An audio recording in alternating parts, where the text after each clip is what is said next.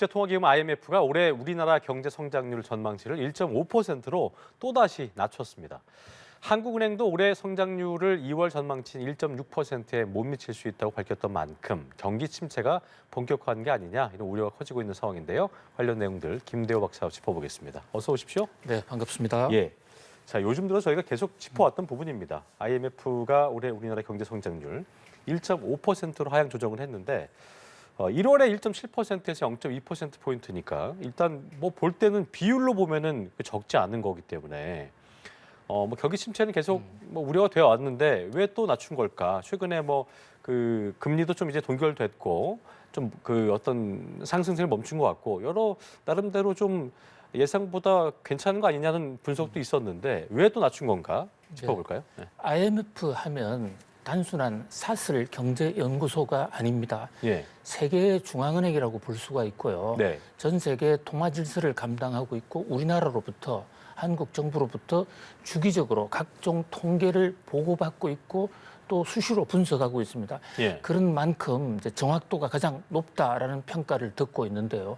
이 IMF가 한국 경제 전망을 틈만 나면 계속 낮추고 있는데요. 이게 벌써 네 번째예요. 네. 한국은행은 국제통화기금은 연례 총회가 있는 가을에 한 번, 또 이사회가 있는 봄에 한 번 이렇게 1년에 2번 경제 전망을 밝히고 그 중간중간에 있는 3개월마다는 수정 전망 보고서에서 1년에 4번 발표하는데 이 4번 다 한국이 계속 내려갔었어요. 그만큼 이제 지금 세계 경제가 엄중하고 또 변동성이 심한 것도 있지만 유독 이래 한국 경제가 4번 연속으로 꼭 집어서 이래 내려가는 이에 대해서 예. 상당히 좀 불편한 그런 시각들이 적지가 않은데요. 한국은행은 이 국제통화기금은 이 그 경제 전망 보고서를 낼 때 반드시 어떤 특정 나라의 경제 성장 전망을 낮추는 것이 무슨 이유다라고 정확하게 고시를 100%다 하지는 않습니다. 이번에도 한국 경제에 대해서는 경제 성장 전망의 하향 조정에 대해서 구체적인 이유를 제시하지는 않았었어요. 예. 그런데 이제 그동안에 최근에 이 IMF가 발표한 각종 보고서나 또는 IMF 관계자들, 고위 관계자들의 발언으로 유추해 볼 때 예. 한국의 지금 수출 사정이 안 좋다. 특히 반도체를 비롯해서 수출이 감소하면서 국제 수지 적자, 경상 수지 적자가 이어지고 있고 또 금융 시스템 내부에서는 이 프로젝트 파이낸싱이라는 PF 대출의 부실이 점점 심해진다라고 최근에도 경고를 했었거든요. 네네. IMF가. 네. 뭐 그런 걸로 여추해 볼 때 실물 부분에서 수출이 좋지 않고 또 금융 구조적으로는 가계 부채와 이 부동산 파이낸스가 문제가 있다. 특히 최근에 이제 삼성전자를 비롯한 반도체 수출 급격히 감소하고 있고 또 중국에서의 무역 적자가 계속 확대되고 있는 이런 것들을 전반적으로 본 것 같습니다. 현재 유력한 금융기관이나 또는 연구소 중에서는요. 예. 한국의 전망에 대해서 지금 IMF가 상당히 가장 낮게 보는 편이에요. 현재 한국은행은 1.6 그리고 정부는 그것보다 훨씬 더 높게 보는데 세계중앙은행이라고 그러는 IMF가 한국을 좀 더 비관적으로 보고 있다. 이렇게 말씀드릴 수 있겠습니다. 복합적인 요인이 있다고 좀 볼 수 있겠군요. 자, 그리고 IMF가 지난 1월에 세계 경제 성장률 전망치를 2.7에서 0.2% 올렸었거든요. 예. 그런데 이번에 보니까 다시 또 2.8%를 내려잡았더라고요. 이거는 어떤 이유 때문입니까? 예, IMF도 현재 세계 경제가 워낙 변동성이 크고 급변하고 있기 때문에 좀 오락가락하는 행보를 보이고 있긴 해요. 네. 불과 3달 전만 해도 올 초에는 이제 세계 경제에 어떤 회복세가 보인다 해서 경제 전망을 높이 잡았거든요. 그런데 다시 또 낮추었습니다. 예. 이 대목에 대해서는 IMF가 이유를 분명하게 밝혔습니다. 한마디로 미국의 실리콘밸리 은행이라든지 이 지역 은행들의 부실, 연쇄 파산, 또 그 유럽에서는 크레딧 스위스 은행 이런 파산이 세계 경제 침체를 야기할 수 있다. 이렇게 봤는데요. 네. 현재 은행들 파산 그 자체는 어느 정도 수습이 되고 있는 모습입니다. 네. 그래서 금융권의 연쇄 도미노 현상에 대해서는 IMF는 특히 걱정하고 있지는 않아요. 그런데 문제는 이렇게 은행권들이 한번 그 대출 위기 또는 뱅크런 위기를 맞았기 때문에 살아남기 위해서 은행들이 대출을 굉장히 보수적으로 경직적으로 운영할 것이다. 그렇겠네요. 실제로 지금 대출 규모를 좀 줄이고 있거든요. 네네. 그 효과가 세계 경제의 성장률의 좀 추가 감소 형태로 나타날 것이다. 이래서 이번에 다시 성장 전망을 다시 낮추게 됐습니다. 그러나 선진국 부분에 대해서는 세계 경제가 선진국 중심으로는 조금 활력을 받고 있다. 예. 나라별로는 상당히 엇갈리는 그런 평가를 냈습니다. 그러나 전체적으로 볼 때 예. 세계 경제가 뭐 공황의 조짐이나 또는 아주 심각한 경기 침체의 조짐으로까지 간다는 그런 위기 경고등을 켰다라고까지는 보기가 어려운 다소 좀 악화되고 있다라는 정도로 볼 수가 있습니다. 예. 자, 그리고 박사님께서 뭐 이 시간 통해서 항상 그 상당한 경제통이다라고 얘기해 주시는 제니 옐런 미국 재무부 장관. 글로벌 경제의 전망이 밝다. 그리고 위험이 없는 거 아니지만 경기 침체는 오지 않을 거다. 이렇게 낙관론을 펼쳤는데 어떤 근거를 들었습니까? 예, 제니 옐런 재무장관은 현재의 각종 경제 지표가 급격한 금리 인상에도 불구하고 꺾이지 않고 견조하다.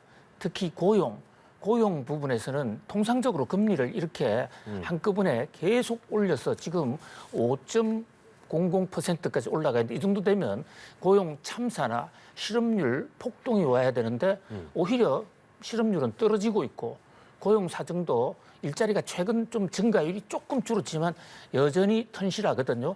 이제 그런 면에서 연착륙의 가능성이 있다. 그리고 최근의 이 금리 인상과 관련해서도 이것은 미국 경제가 구조적인 문제가 생겼다라기보다는 물가를 잡기 위한 인위적인 조정 정책이고 그것이 어느 정도 성공하고 있다. 특히 이 은행들의 연쇄 파산 상당히 걱정했지만 조기에 매우 질서 있게 잘 수습이 되고 있다. 뭐 이런 여러 가지 이유를 들고 있습니다. 그러나 이제 제니 옐런 장관은 아무리 유능한 이코노미스트라고 하더라도 본인이 현재 미국의 재무장관을 맡고 있기 때문에 재무장관 입장에서는 아무래도 이 경제 현상을 뭐 좀 낙관적으로 평가할 수밖에 없는 그래야 또 국민들이 안심을 할 수 있는 그런 어떤 입장에 따른 한계도 있지 나름의 않을까. 정무적 판단이 또 있는 멘트라. 네, 그렇습니다. 예. 그러니까 이제 그런 얘기 있더라고. 보니까 그 금리를 또 경기 침체되면은 미국 경기 안 좋아지면은 금리 낮춰야 되는 요인이 되는 거니까. 예. 정부 입장에서는 또 이제 그렇게 되면 낮추기가 좀 쉽지 않은 부분이니까 좀 그런 것들 때문에 또 이제 굉장히 괜찮다는 어떤 멘트를 한다. 정무적 판단에 대한 코멘트도 있다. 이런 얘기도 있더라고요. 보니까요. 예, 뭐 그런 여러 가지 그 요인이 그러니까 경기가 침체했다고 했을 경우에는 우리가 경제학에서 심리학에서 따온 플래시보 이펙트. 그렇죠. 이게 그 감기약이 아닌 영양제를 먹여도 아주 권위 있는 의사가 이것이 감기약이라고 주면 감기가 좀 낫는 현상이 있거든요. 그런 면에서 재무장관 입장에서는 어떤 신뢰, 확신의 메시지를 던짐으로써 어떤 미국 전체의 경제에 건실한 어떤 연착륙을 유도하자 이런 것도 있고 또 갑자기 급격하게 지금 말씀하신 대로 금리를 내리자고 갑자기 그러면 간신히 잡아가고 있는 물가가 또 반등할 수도 있는 그러니까요. 이런 여러 가지 정책적 고민도 같이 배려한 얘기로 보는데요. 그러나 제니 옐런의 그동안의 쭉 그 행태나 경제 전망을 놓고 보면 다른 어떤 경제학자보다도 비교적 앞장서서 잘 전망하고 정확하게 전망했던 것으로 과거에 그런 업적이 있습니다. 그런 만큼 이번에도 한번 신뢰를 걸어보는 그런 입장입니다. 자, 저희가 아까 이제 우리나라의 경제 성장률이 왜 IMF가 더 낮췄을까? 그 이유 중에 하나로 이제 우리 박사님께서 부동산 PF의 금융권 대출 이 관련된 얘기 해주셨는데 이게 사실 PF 대출의 어떤 부실 우려 이 얘기는 계속 나오고 있고 최근 들어서도 그 관련 우려에 대한 어떤 뭐 국내외적으로 관련 기사가 나오고 있는 상황인데 상태가 좀 어떤 건지 진단을 좀 해볼까요? 예, 우선 이 PF 대출이 뭐냐? 그 좀 다시 한번 대목을 그 정확하게 이해를 하면 현재 진행되고 있는 한국의 PF 금융 현상에 대해서 좀 더 쉽게 이해가 가능할 것 같아요. 이게 역사적으로 놓고 보면 1856년 지금부터 150년 전이죠. 170년, 네, 170년이네요. 이게 수에즈 운하라고 해서 유럽과 아시아를 오고 가는 대운하. 이것을 수에즈가 팔 때 돈이 없었습니다. 그럼 자기들은 파곤을 싣고 또 파곤하면 그 배 통과료만 받아도 돈을 굉장히 많이 벌 수 있을 것 같은데 그 조달 현재 건설 자금이 없으니까 프랑스의 회사하고 의논을 해서 프랑스가 특수 목적 법인을 만들어서 프랑스가 이 자금을 조달합니다. 그런데 자금을 조달할 때 현재 수에즈 운하가 갖고 있는 담보도 없고 신용도 아무것도 없으니까 무신용, 무담보로 빌립니다. 대신에 굉장히 이자율은 많이 쳐주죠. 그러니까 미래에 수에즈 운하가 잘 개통되면 그때 들어올 돈 그거 가지고 나눠줄게. 그 대신 이자는 많이 쳐줄게. 이것이 이제 전 세계 우리 금융사에서 파이낸스 프로젝트의 시작이거든요. 시작이군요. 이게 이제 1920년대, 30년대 미국을 건너오면서 석유 개발하는 데도 많이 이용이 됐어요. 네, 네. 사실 굉장히 좋은 측면이 있습니다. 돈 없어도 기술과 경영술만 있으면 어떤 새로운 미래를 열고 같이 다 잘 살 수 있는. 상생할 수 있는. 그런데 문제는 이것이 사업을 잘 예측하고 잘 됐을 때의 경우란 말이죠. 안 되면 큰일 나는 그렇습니다. 거네요. 잘 안 되면 돈 빌려준 사람들 또 그 사업 주체는 파산할 수밖에 없습니다. 그러니까요. 그런데 문제는 우리나라 부동산이 지난 5년 동안 올라도 너무 가파르게 올랐지 않습니까? 그러다 보니까 많은 부동산 건설업자나 사업자들이 사업만 하면 돈이 벌릴 줄로 알고 크게 벌렸고 또 거기에 금융기관들도 이자를 많이 주니까 마구 대출을 해줬어요. 근데 이게 작년 6월 달부터 미분양이 발생하는 겁니다. 회수가 안 되는 거죠, 이제. 분양이 안 되니까 사업이 올 수도 없댔는데요. 그게 벌써 지금 한 10개월 정도 되거든요. 그러다 보니까 파산 위기를 넣고 이게 한 6월, 7월 달 되면 파산하는 업체가 좀 더 늘어날 텐데 아직까지는 연체율이 그렇게 뭐 아주 우려할 만한 수준은 아닙니다만은 그러나 깜빡깜빡 연체, 제때 갚지 못하는 PF 대출이 늘어나고 있습니다. 그래서 계속해서 부동산 경기가 안 좋아서 미분양이 계속된다면 이것은 PF발 파산이 올 수도 있다. 이게 네.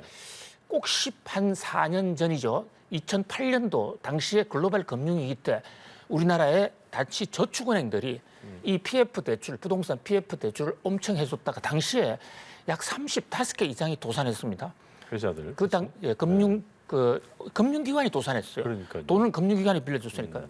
그러다 보니까 이번에는 저축은행은 상대적으로 좀 적은데 이번에는 증권사가 특히 많이 대출을 해주고 있고요. 증권사가 카드사, 캐피탈 회사, 보험사 이런 제2금융권들이 여기에 엄청난 지금 돈을 총 130조 정도가 나가 있습니다. 엄청 규모가 엄청 크군요. 예, 그래서 이 대목 빨리 지금 수습을 하지 않으면 이 PF발 폭풍이 올 수도 있다. IMF도 최근에 한 보고서에서 한국의 가장 큰 과제, 큰 걱정이 PF 대출이다라고 지적한 바 있습니다. 자, 그렇다면 PF 대출의 부실이 가져오게 될 어떤 영향들, 그러니까 이창용 그 한국은행 총재는 얘기는 이렇게 PF 대출 연체율 아까 말씀하셨던 것처럼 높은 수준 아니라고 했지만 이게 어떤 부정적 영향을 가져올 것인가? 그때 이제 그 과거사를 얘기해 주셨습니다만 어떤 부정적 영향을 미칠까? 이 부분을 좀 짚어볼 필요가 있을 것 같습니다. 예, 금융기관별로 큰 차이가 있는데요. 증권사 같은 경우는 벌써 연체율이 10%가 넘었었어요. 예. 상당히 심각한 수준입니다. 나머지 금융기관들은 증권사보다는 조금 나은 정도고 한국은행 이창용 총재도 어제 금통위 끝난 뒤에 기자회견에서 이제 한국은행이 금리 인상을 동결했으니까 좀 나아질 것이다 이런 희망적인 얘기를 했습니다. 물론 그런 측면이 있습니다. 그러나 근본적으로는 미분양이 해소가 돼야 되는데요. 미분양이 해소되기 위해서는 이제 첫 번째 이 건설사들도 좀 가격을 할인해서 어려우면 어려울수록 할인해서 팔아야 되는데 마진을 좀 덜 내야 된다 말씀이신 거죠? 그렇습니다. 그런데 과거의 영광이나 정부가 좀 대줄 것이다라는 점에서 지금 버티고 있고 이제 또 하나는 부동산 가격 문제에 관해서 그동안에 많이 취해졌던 부동산 규제 조치들 이것이 부동산 상승기에 부동산의 가격 폭등을 잡기 위해서 인위적으로 막아놨던 것인데 이게 신속하게 지금 부동산 침체기, 절벽기에 그의 시대에 맞게 개선이 되지 못하고 있습니다. 그것은 뭐 이 국회에서 정치적으로 타협이 안 되는 측면도 있고요. 또 현재 행정부 내에서도 그동안에 부동산 규제를 풀 때의 어떤 걱정, 부담 이런 걸 생각해서 조금 행동을 좀 더디게 하는 그런 경향이 있는 것으로 보이는데요. 지금 이 대목은 PF 대출에 대해서 특별 타스크포스라도 만들고 그게 규모가 얼마인지 어느 정도 악성인지 그리고 앞으로 어느 정도 추가로 될 것인지를 갖다 깨놓고 조기에 선제적으로 대응하는 것이 훨씬 더 현명하지 않을까 이렇게 쉬쉬쉬 하고 계속 넘겨놓으면 부실은 더 깊어질 수 있다 이런 면에서 좀 심각한 어떤 인식이 필요할 것으로 보입니다. 알겠습니다. 자, 그리고 취업자 수 얘기 좀 해볼게요. 지난 3월에 취업자 수가 1년 전에 비해서 46만 9천 명 늘었다. 어쨌든 신개업 10개월 만에 증가폭이 확대됐기 때문에 뭐 나름 좋은 지표라고 할 수 있을 텐데 저희가 또 이제 뭐 일자리가 늘었지만 또 그 안에 질은 어땠는가 고용의 질을 또 봐야 되는데 청년층 제조업은 또 감소해서 마냥 바뀔 수만 없는 상황이다라는 분석이 있어요.